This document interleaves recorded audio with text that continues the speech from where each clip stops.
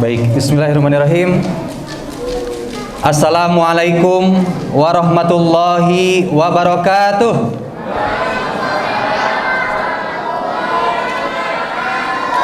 Masih semangat? Masih semangat? Kurang kencang, Bu, kurang semangat. Adik-adik masih semangat? Tenang ya, sabar ya. Jam-jam segini sebetulnya jam-jamnya udah ini ya, udah lesu, udah. Adik-adik, apa kabar semuanya?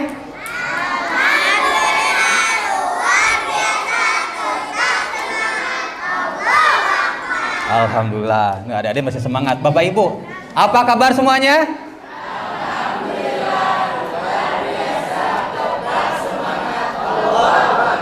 Masya Allah, sama-sama semangat ya. Lanjutkan sampai maghrib. Baik, alhamdulillahirrabbilalamin. Allahumma sholli ala sayyidina Muhammadin wa ala alihi wa sahbihi ajmain. Wa man tabi'ahu ila yaumiddin. Asyhadu an la ilaha illallah wa asyhadu anna Muhammadan abduhu wa rasuluhu ala dila nabiyya ba'dah. Rabbi syrah li sadri wa yassir li amri wa hlul 'uqdatam min lisani yafqahu qawli. Alhamdulillah, di kesempatan kali ini di haflah mubarakah, di majelis yang dimuliakan Allah ini, kita bisa bertemu kembali, bisa bertemu ya. Dan mudah-mudahan apa yang kita lakukan sekarang ada dalam ridha Allah Subhanahu wa taala. Langkah-langkah kita, langkah kanan menjadi pahala, langkah kiri menjadi kafarat dosa. Amin ya Allah rabbal alamin. Salawat serta salam semoga tetap tercurah kepada baginda Nabi besar Muhammad sallallahu alaihi wasallam. Sebelumnya saya ucapkan terima kasih kepada Bapak Dedi Sudrajat yang mewakili Pemda Kabupaten Cianjur sekaligus mewakili Pak Bupati. Terima kasih juga kepada Umi Foundation Cabang Bandung Raya, Pak Ustadz Jujun, Pak Ustadz Abdul Qudus sebagai coach kami. Karena yang mendampingi kami guru-guru dalam hal menjamin mutu bacaan Al-Quran anak itu adalah beliau-beliau ini. Jadi guru besarnya kami itu adalah beliau-beliau ini, insya Allah. Kemudian yang selanjutnya, terima kasih juga kepada Bapak Kiai Yayat, pimpinan Pondok Pesantren Al-Ikhlas Mande. Terima kasih juga kepada Ketua FOMG TK, wabil khusus Mama Arsa, terima kasih. Karena kemarin itu kami itu kalut, Bu. Bayangkan saja, H-1 pindah tempat. H-1 pindah tempat. Sampai backdrop ini desain ulang. Sampai Bapak Ibu guru sampai jam berapa kemarin? Jam 10, jam 11. Jam 10 ngedesain, ngedekor gitu ya. Karena sesuatu hal yang sudah disetting dari awal dengan area gedung awal seperti itu, ukuran bannernya 8 kali berapa, pindah dengan ukuran yang seperti ini, berarti harus merubah semuanya. Nah, luar biasa nih. Kami ucapkan terima kasih kepada teman-teman, rekan-rekan ya, yang sudah sampai memaksimalkan ikhtiarnya insya Allah. Terima kasih kepada Ketua FOMG TK, Ketua FOMG SD juga, terima kasih. Kulkas 2 pintunya, terima kasih. Emang betul ya, kemarin ya, terima kasih banget, bermanfaat banget. Tapi kalau mau ngasih kendaraan 4 pintu juga boleh. Seizin yayasan. Seizin yayasan. Jadi kalau misalkan ini kami juga terus memperhatikan, karena Bapak Ibu guru di sini sudah tahu bagaimana fikihnya. Kalau misalkan menerima sesuatu bingkisan dari guru, biasanya suka izin dulu. Pak, boleh nggak saya nerima ini? Cina. Boleh. Asal, oh enggak ada asal, enggak ada asal.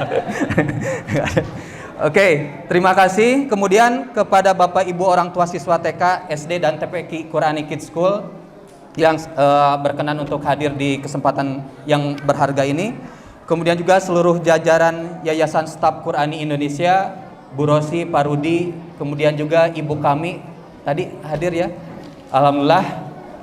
Nanti saya ceritakan ya bagaimana perjalanan Quranic Kids ya. Kemudian terima kasih juga seluruh tamu undangan dan hadirin yang berbahagia dan dirahmati Allah Subhanahu wa taala. Tak lupa kami ucapkan kepada rekan-rekan guru TK, SD dan TPQ sekaligus menjadi panitia pada kegiatan ini.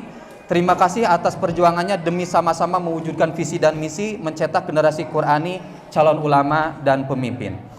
Alhamdulillah, saya ingin sedikit bercerita ya, dua hal ya terkait perjalanan Quranic Kids School.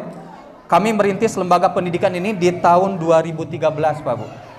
Tahun 2013 TK, kami merintis TK, wabil khusus sama Bu Rosi, Pak Rudi. Dulu tuh awal mulanya tuh adalah garasi. Jadi sekolah yang bermodal garasi itu ya Quranic Kids School. Coba aja Bapak Ibu lihat ke TK ya. Ruangan-ruangannya gimana? Memanjang kan? Itu tuh dulu tuh garasi disewakan. Nah, orang tua kami luar biasa nih, Masya Allah. Mudah-mudahan menjadi jariah pahala untuk kedua orang tua kami. Mempersilahkan garasi tersebut tuh untuk dijadikan ruang belajar anak-anak pada saat itu. Awal mulanya 5, 7, berkembang 15 orang. Sampai kenapa kami mendirikan SD? Karena ada permintaan dari orang tua pada saat itu tuh.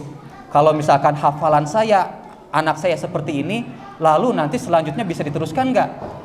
Gimana kalau membuka SD? Alhamdulillah, SD kami wujudkan, kami bangun. Dulu tuh sampai di gang sempit. Semulanya tuh dulu jauh gitu ya, pindah ke gang sempit.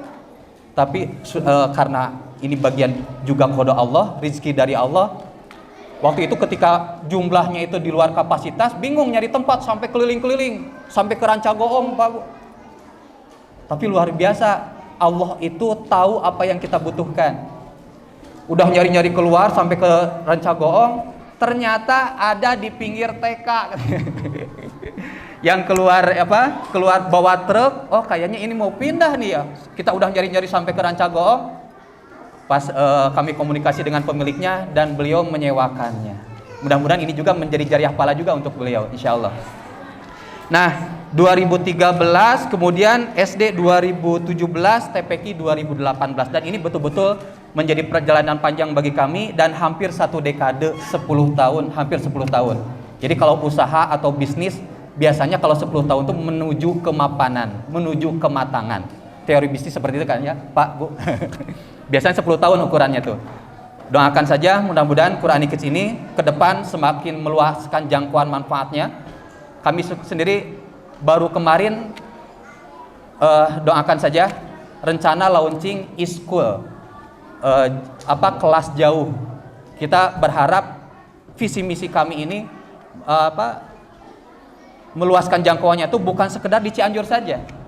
Manfaatnya itu bukan sekedar untuk orang-orang Cianjur saja, tapi bisa luar Jawa. Bahkan waktu itu ada yang dari Australia gitu ya, dari jamaah ngaji subuh bertanya-tanya gitu ya terkait sekolah kami ini. Nah, kemudian yang selanjutnya, bagi kami ada hal yang sangat penting di balik keberlangsungan lembaga ini, yakni kekuatan visi. Visi bagi kami sangat berarti. Bagi kami juga visi memberikan energi. Tanpa sebuah visi, suatu lembaga atau organisasi tidak akan memiliki misi, tidak akan memiliki program dan kegiatan yang jelas. Betul apa tidak? Kalau kita nggak punya visi, nggak punya targetan, nggak punya cita-cita, kira-kira apa yang akan kita lakukan? Program-program apa yang akan kita lakukan? Nggak akan jelas.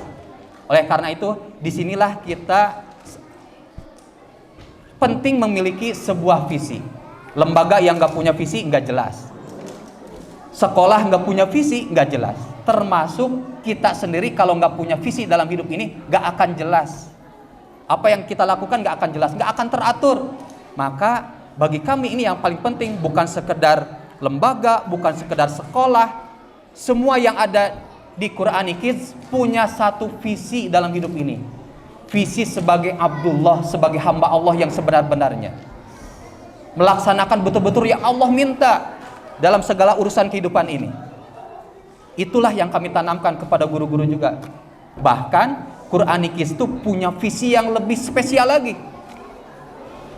Visinya apa? Calon ulama dan pemimpin. Ingin mencetak generasi ulama dan pemimpin. Setuju apa tidak? Bapak Ibu mau nggak anak-anaknya jadi ulama? Mau apa mau? Mau apa mau banget? Mau banget. Sekarang bayangkan benak yang di depan ya, anak-anak ibu, saya kasih 5 detik 5 detik. Harapan apa yang ingin ibu dapatkan dari anak ibu? 5 detik. Kata apa yang tepat? Apa? Soleh dan soleha. Betul? Sepakat? Soleh dan soleha. Tidak ada yang bisa mengingkarinya.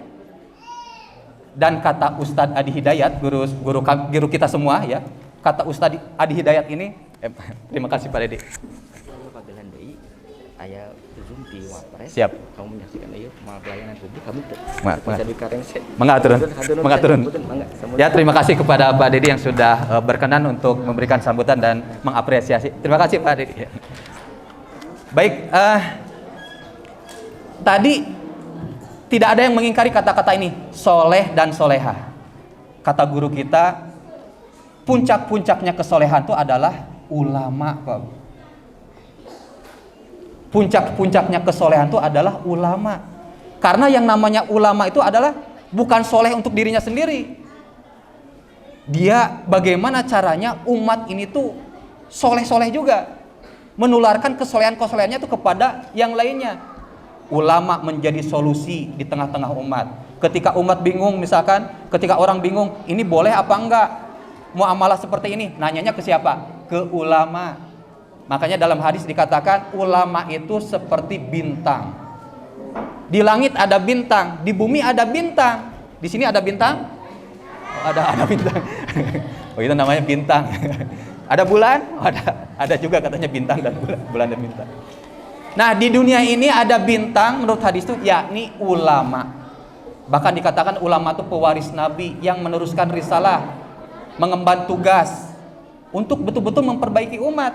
Dan insya Allah ketika anak kita menjadi seorang ulama, sebetul-betulnya ulama yang takut kepada Allah, bukan sekedar hafal Al-Quran, bukan sekedar ilmunya tinggi, tapi dia betul-betul mengamalkan, memahami dan mendakwahkannya juga. Insya Allah pahala itu deras mengalir kepada Bapak Ibu. Dan insya Allah akan menjadi syafaat bagi Bapak Ibu nanti di yaumil akhir. Dijamin kalau putra putrinya soleh, bahkan puncak-puncaknya kesolehan, jadi ulama, udah gitu hafal Quran, hafal 100.000 hadis, luar biasa nih Masya Allah. Dan ini masanya kita menyambut di penghujung abad ini. Sekarang tahun berapa hijriahnya?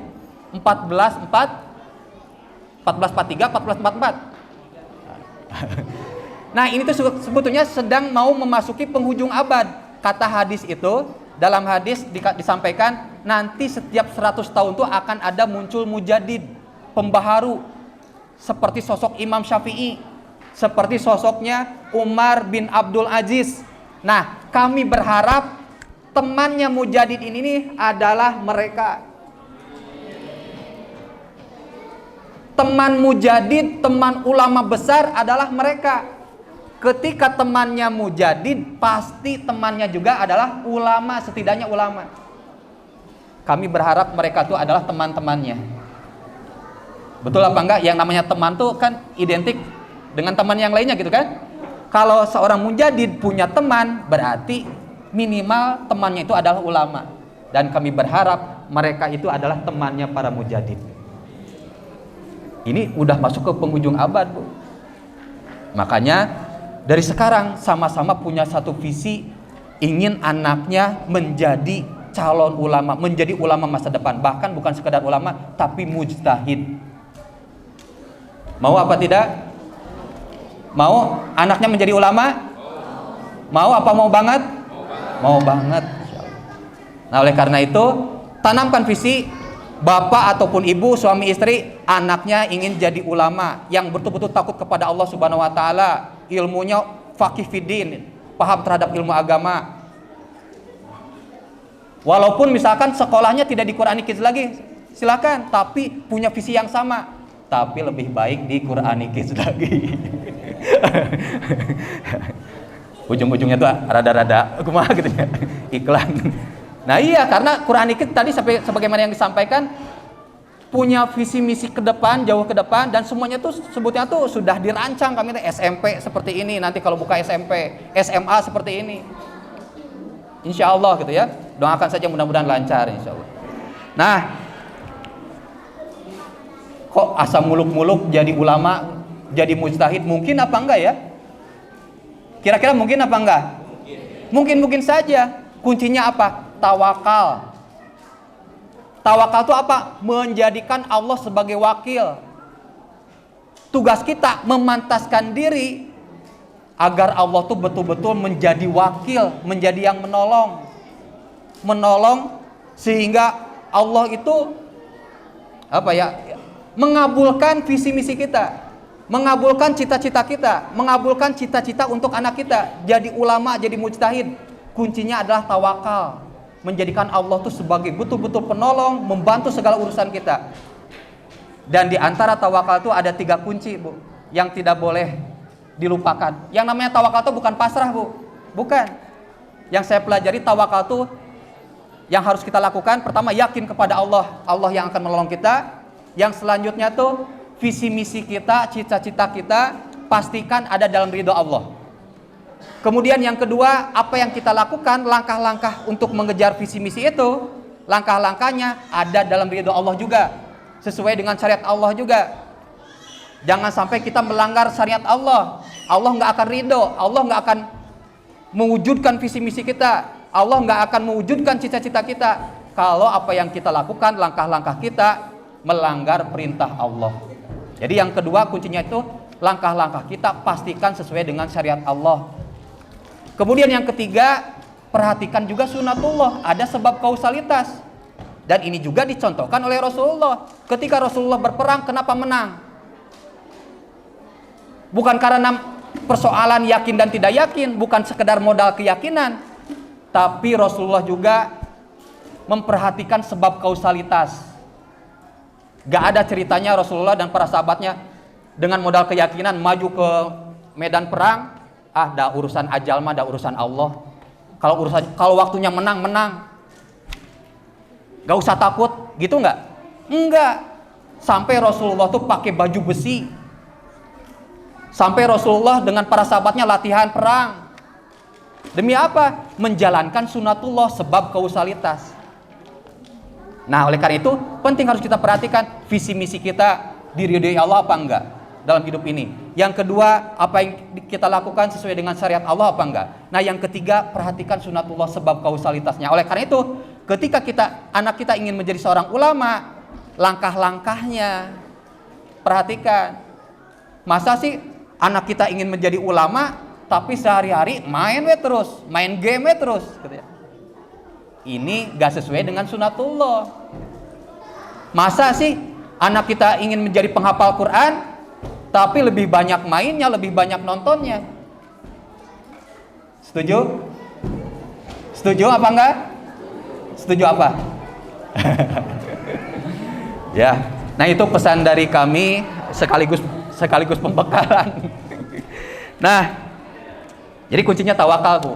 Memastikan Allah tuh menolong kita. Kuncinya tadi 3. Pastikan Allah tuh menolong kita, bukan sekedar berdoa hasbunallah wa ni'mal wakil, ni'mal maula wa ni'man nasir. Hari yang dilakukan melanggar syariat, nggak mungkin ditolong sama Allah. Gitu ya. Makanya kuncinya 3. Visi misi kita, cita-cita kita pastikan ada dalam ridha Allah. Apa yang kita lakukan pastikan ada dalam syariat Allah, syariat Islam. Yang ketiga adalah pastikan apa yang kita lakukan mengikuti sunatullah, sebab kausalitas. Nah, mengapa visi kita sekolah tahfidz calon ulama dan pemimpin? Karena di masa depan mereka yang akan membangun peradaban, menjaga peradaban, dan sekaligus memimpin peradaban. Dari visi tersebut kami menyusun misi, program, kegiatan, termasuk menyusun mata pelajaran dan materi-materi apa yang perlu diajarkan untuk calon ulama dan pemimpin. Makanya mohon dimaklum kalau kami lebih menitik beratkan hafalan Quran, tahsin, akhlak, adab, akidah, fikih. Kami lebih orientasinya lebih ke sana. Kenapa? Karena untuk menjadi calon ulama. Dan bagi kami itu merupakan fondasi. Dan itu terus dievaluasi. Jadi mohon maaf kalau misalkan kok begini, kok begitu. Namanya juga kan manusia. Ikhtiarnya terus kami evaluasi, sebab kausalitasnya itulah yang kami evaluasi. Kok kemarin kurang mencapai target, oh karenanya ada yang salah. Itu namanya juga manusia. Ikhtiar itu namanya juga. Nah, dari visi tersebut